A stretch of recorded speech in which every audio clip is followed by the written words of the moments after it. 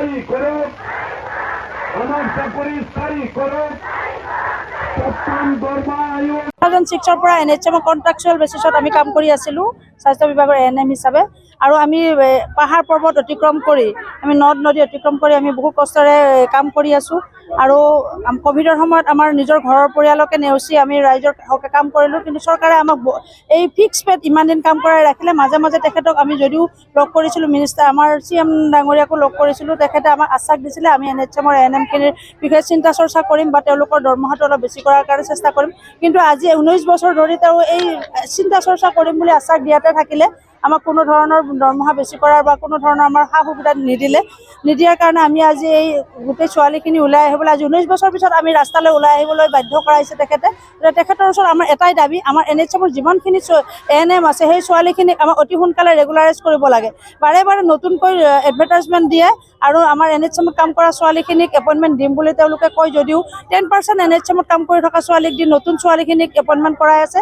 যিখিনি ছোৱালীয়ে নেকি আমাৰ যিখিনি আমাৰ কাম RI ছেশ্যনৰ বিষয়ে তেওঁলোক অভিজ্ঞ নহয়। কিন্তু আজি আমি 18 বছৰ চাকৰি বা 19 বছৰ চাকৰি কৰাৰ পিছতো আমি নতুনকৈ ইণ্টাৰভিউ দিবলগীয়া হ'ব লাগে বুলি আমি কোনো যুক্তিযুক্ততা দেখা নাই।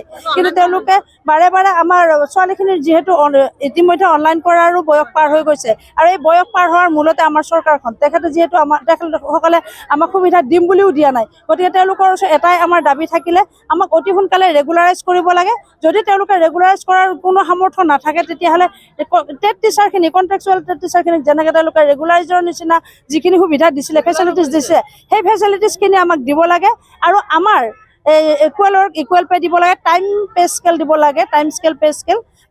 আৰু লগতে আমাৰ যদি আজি ৰিটায়াৰ্ড হয় আৰু 2 বছৰ পিছত আমাৰ ছোৱালী কিছুমান ৰিটায়াৰ্ড হ'ব, তেওঁলোকে ৰিটায়াৰ্ড হ'লে মস্ত এটা শূন্য লৈ যাব লাগিব, তেওঁলোকে এটকা এটাও নাপায়। গতিকে আমাৰ ৰিটায়াৰমেণ্টৰ পিছত যিখিনি ছোৱালী কম দিনৰ ৰিটায়াৰ্ড হৈ আছে বা আমি ৰিটায়াৰ্ড হ'ম, তেওঁলোকক কমেও চৰকাৰে 20 পৰা 50 লাখৰ ভিতৰত আমাক মাননি দিব লাগিব, যিখিনি এনেকৈ আমি বৃদ্ধ বয়সত খাবৰ কাৰণে কিবা এটা কৰিব পাৰোঁ। গতিকে আজি আমাৰ সকলোৰে দাবী এটাই, আমাক ৰেগুলাৰাইজ কৰিব লাগে, ইকুৱেল পে দিব লাগে।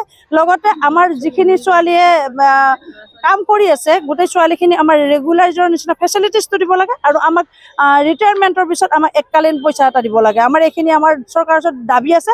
এই দাবীখিনি আমি যিহেতু আজি প্ৰদান কৰিছোঁ মেমৰেণ্ডাম যোগে, আৰু 10 দিনৰ ভিতৰত আমি চৰকাৰৰ পৰা এটা সুদুত্তৰ বিচাৰিছোঁ। যদি আমি এই সুদুত্তৰটো নাপাওঁ, তেতিয়াহ'লে 10 দিন পিছত আমি আকৌ ইয়াতকৈ বেছি জংগী আন্দোলন কৰিবলৈ বাধ্য হ'ম। আৰু আমাৰ এই ANMখিনিৰ কাৰণে NHMটো অনা হৈছিলে আমাৰ অসমত শিশুৰ মৃত্যুৰ হাৰ, নৱজাতকৰ মৃত্যুৰ হাৰ আৰু গৰ্ভৱতী মহিলাৰ মৃত্যুৰ হাৰ কমাবৰ কাৰণে। ইতিমধ্যে সেই বস্তুটো ইমান কমিছে, আমি যেতিয়া 2006ত আছিলোঁ, তেতিয়া 1,480,000 গৰ্ভৱতী মহিলাৰ 7%। আৰু এতিয়া এই 2023 ডাটা মতে এতিয়া 222টা খালি গৰ্ভৱতী মহিলাৰ মৃত্যু হৈ আছে আৰু 2.2% শিশুৰ মৃত্যু হৈ আছে। এইখিনি কিয় হ'ব পাৰিছে? আমাৰ NHMৰ কৰ্মচাৰীয়ে দিন ৰাতি একাকাৰ কৰি কষ্ট কৰি কামখিনি চৰে পাহাৰে পৰ্বতে গৈ কাম কৰাৰ কাৰণে নিশ্চয় এইখিনি কমি গৈছে। যদি চৰকাৰে আমাৰ এই দাবীখিনি মানি নলয়, তেতিয়াহ'লে আমি মাহ জুৰি আমি কৰ্মবিৰতিৰ নিচিনা কাম আন্দোলন ল'বলৈ বাধ্য হ'ম, যাৰ ফলত যিখিনি আমাৰ মৃত্যুৰ হাৰ কমি আছিলে সেইখিনি আকৌ বাঢ়ি যাব। চৰকাৰৰ সম্পূৰ্ণ স্বাস্থ্য বিভাগৰ পিকচাৰখন উল্টা হৈ যাব। গতিকে চৰকাৰৰ ওচৰত অনুৰোধ কৰিলোঁ, যাতে আমি দ্বিতীয়বাৰ আকৌ এবাৰ এনে জংগী আন্দোলন কৰিব নালাগে, তাৰ কাৰণে চৰকাৰে অতি সোনকালে আমাক উত্তৰ দিব লাগে। যিকোনো খবৰৰ বাবে যোগাযোগ কৰক 7099017330 লগতে 7099017110 নম্বৰত।